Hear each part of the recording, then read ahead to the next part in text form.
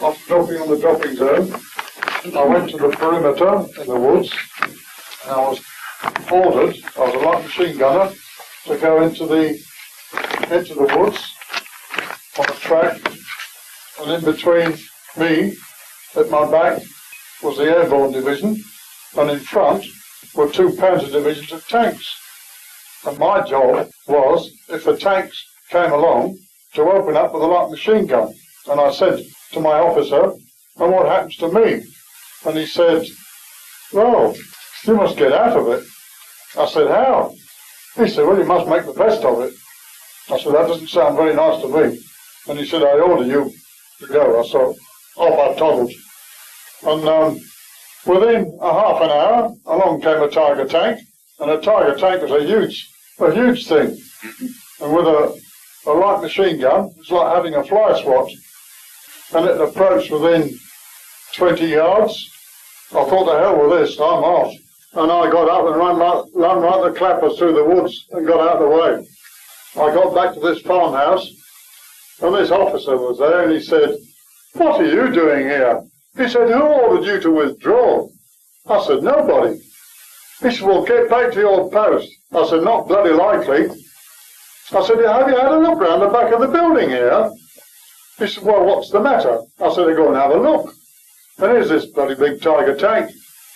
And his face went white as he hurriedly stepped back out of sight and out of vision of the tank. Oh, he said, oh, well, if it goes away, you can go back again, can't you? So I said, that's bloody ridiculous. I can't fight a tank with a light machine gun. I said, haven't we got a Piat mortar, a spigot mortar, which was fired like a small bazooka, that sort of thing. It's only had a 2-inch type of bomb, which you can imagine very small, but sufficient to, if you hit the track of a tank, to disable it. Oh, he said, that's a good idea, yes. Hey, you and you, which were a spigot mortar team, go along with the gunner here. And off he toddled, and we got set, and I said, look, if this tank really well comes back, I said, aim at the near side where they were lying down. I said, aim at the near side track at the front to disable it. The tank will then turn round. And I said, run like hell, get out of the way, because you can't fight the heavy machine guns, things on the tank. I said, yeah, all right. Along came the tank. You carry these bombs in a carrier, 3 each, in a sort of a carry cradle. So I had one in the mortar. Along came the tank. I said, now, for Christ's sake, don't miss. I said, well, you've got to rely on the thump, and then we've got to get out. Quick. I said, right, all right. I said, now, take your time. Take your time. The tank was in about 15 yards. I said, right, go. And they missed. These two... Yeah, I thought they were boys. They were 19-year-old. I'm an old man. I was 21.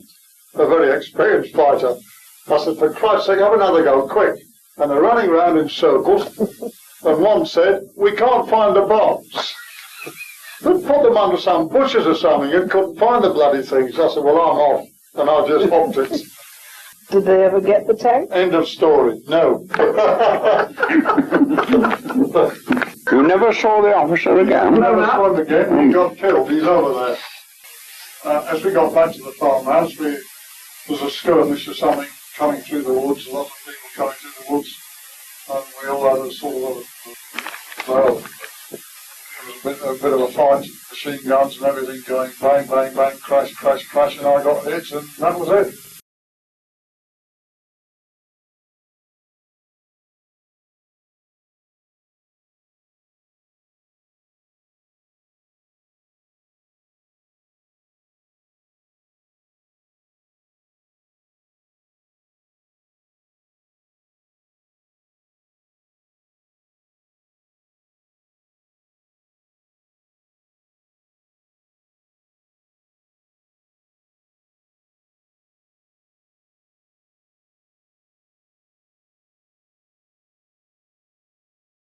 How did you actually know who was who? I mean, you were running in and out of farmhouses It's are up most- and down. Yes, it's most difficult, you know, and those, you know, had these pine forests.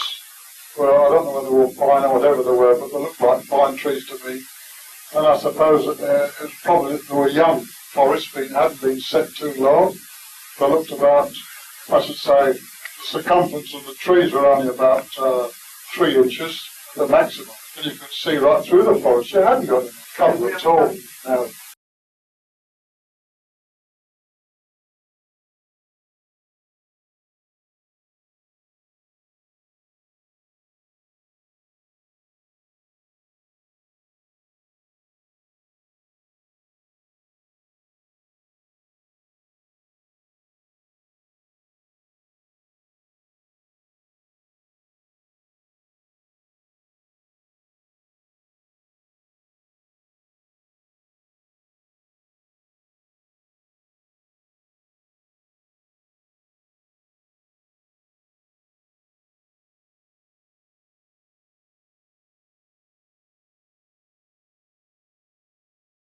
The Air Force used to drop these paratroopers on Dingle Heath, where the whole thing started, in Holland. And they brought Dakotas over.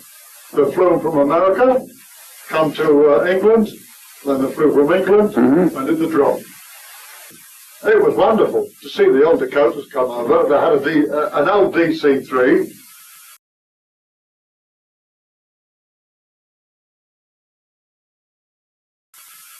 And now, about to blow, it's called retreat. It was blown in the British Army every evening at 6 o'clock. And at 6 o'clock, promptly, outside the guardroom, would come the bugler. Then the flag would start to be lowered, and well retired anybody that moved. You daren't move. Anyone that was walking about, you had to stop and stand to attention. It's also blown at the Edinburgh Castle on the tattoo. It's blown at 6 o'clock there. You're now here, I hope,